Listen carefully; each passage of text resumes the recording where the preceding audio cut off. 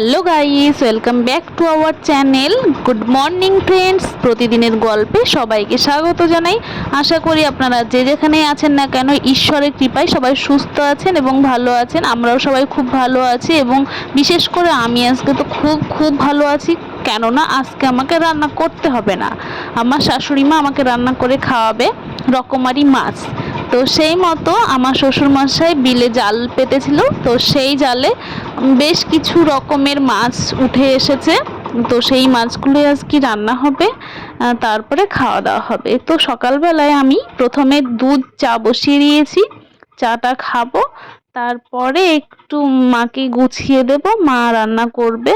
তো এই সাইডে দেখুন ভারী বৃষ্টি হচ্ছে, এমনকি আমাদের বাড়িতে বন্যা বয়ে গেছে, কি আর বলবো। তো মাকে আমি চাল টাল সব রেডি করে দিয়েছি, চা হয়ে গেছে, সবারই চা খাওয়া কমপ্লিট। মা এদিকে হাঁড়িতে জল বসিয়ে দিয়েছে, গ্যাসেই রান্না হচ্ছে, কেননা এখন আর উনানে রান্না করা যাবে না, উনানের ভেতরে জল চলে গেছে, ওই জন্য গ্যাসেই রান্না টান্না হচ্ছে। তো এই সাইডে ভাত হয়ে গেছে, মা এখন মানে হলুদ লবণ মাখিয়ে রেখেছিল আগে থেকে, সেই মাছটা ভেজে নিচ্ছে তেলটা গরম করে। তো যাকগে, শাশুড়ির মার হাতে খাবো বলে কথা। তো আজকের মাছটা রান্না হবে ওল, কচু আর আলু দিয়ে। তো এই সাইডে মাছ ভাজা কমপ্লিট, এই যে দেখুন ফাইনাল লুক। আর এই সাইডে এখন মা প্রথমে আলুটা একটু ভেজে নিয়েছে, তারপরে কচু আর হলো ওলটা দিয়েছে, তার ভেতরে কাঁচা লঙ্কা চিড়ে দিয়েছে, একটু কম মশলায় রান্না করবে আমি বলেছি। আর এই যে দেখুন খুব কষ্টে যাচ্ছে, কেননা এর আগে একটা ভিডিও ছেড়েছি যে আমাদের বাড়িতে একটু কষ্ট করে হাঁটা চলা করতে হয়, নাহলে আছাড় খেতে হবে। তো এই সাইডে মানে মা হলো এটা ঢেকে রান্না করছে সেদ্ধর জন্য, জল দিয়ে দিয়েছে, সাথে মাছটাও দিয়ে দিয়েছে, দিয়ে আরেকটু ফোটালেই হয়ে যাবে আজকের মতো রান্না। দেখুন, সত্যি কথা বলতে স্মেলটা তো আমি পাচ্ছি, আপনারা তো পাচ্ছেন না। মানে এখনই এডিট করছি, আবারও খেতে ইচ্ছা করছে। বিলের অরিজিনাল দেশি মাছ বলে কথা, তার স্বাদ তো অতুলনীয়। যারা খাচ্ছেন তারা জানেন, আর যারা খাচ্ছেন না তারা কি করে বুঝবেন বলুন তো। তো মা এখন হয়তো গরম মশলার গুঁড়ো দিচ্ছে, দিয়ে তরকারিটাকে নামিয়ে নেবে। তো বন্ধুরা, আমরা হলো গরিব মানুষ, আমরা কি যেটাই পাই সেটাই খাই, আমাদের কিনে খাওয়ার সামর্থ্য নেই, তার জন্য আমরা বিলে জাল পেতে খাচ্ছি আপাতত। তো রান্নাটা কমপ্লিট, এই যে আমার শাশুড়ি মা সবাইকে ভাত দিয়ে দিয়েছে, আর আমাকে বলছে যে এখন তরকারিটা তুলে না। বলছি না, রান্না তুমি করেছো, খেতেও তোমাকেই দিতে হবে।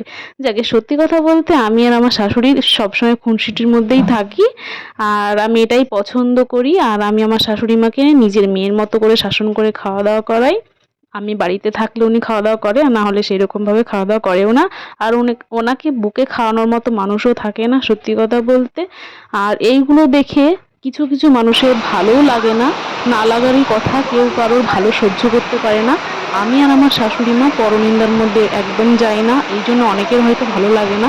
কেননা এখনকার মানুষ মানে মানুষের পেছনে লাগাটা বেশ পছন্দ করে, ওইগুলো আমার দ্বারা হবে না, অতএব আমি এগুলো পছন্দ করি না। আমরা ভালো থাকি এবং আমরা শাশুড়ি বেটার বউ একসাথে থাকি দেখে অনেকেরই সহ্য হয় না, হয়তো বা হবেও না, তাতে আমার কোনোদিনই যায় আসবে না।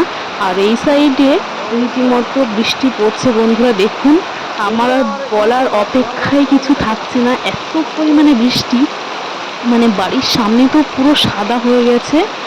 আর এই যে জল দেখুন কীভাবে যাচ্ছে, আর কি বলবো, ভয় পাচ্ছিলাম। আর আমার শাশুড়ি মা বলছিল 2000 সালের বন্যার কথা, বলছে এবার আবার সেই রকম হবে না তো, তাহলে আমাদের মানে ঘরের কি অবস্থা হবে, একেতে আমরা গরিব মানুষ, ঘর নেই, তারপরে আমরা যাবো কোথায় বলতো।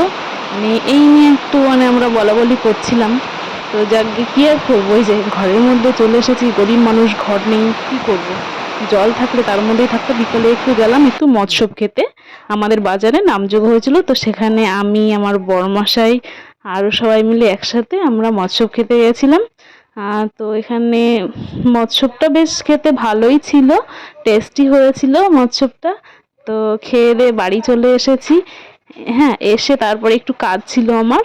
কাজটা হলো, আমার শ্বশুরমশাই বিকেলবেলায় জাল পেতেছিল, মাছ উঠেছিল, সেটা আমি ভেজে রাখবো, সাইডে একটু দুধ বসিয়ে দিয়েছি। ভিডিওটা আর বড় করব না, যে যেখান থেকেই দেখছেন তাদেরকে অসংখ্য ধন্যবাদ। আপনারা এইভাবে পাশে থাকবেন, সাথে থাকবেন, তাহলে আমি নিত্য নতুন ভিডিও দিতে উৎসাহিত হব, আমারও খুব ভালো লাগবে।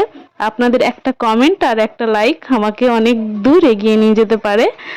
তো যাকগে, আপনারা সবাই সুস্থ থাকবেন, ভালো থাকবেন। নেক্সট কোনো ভিডিওতে আবার দেখা হবে। Good night.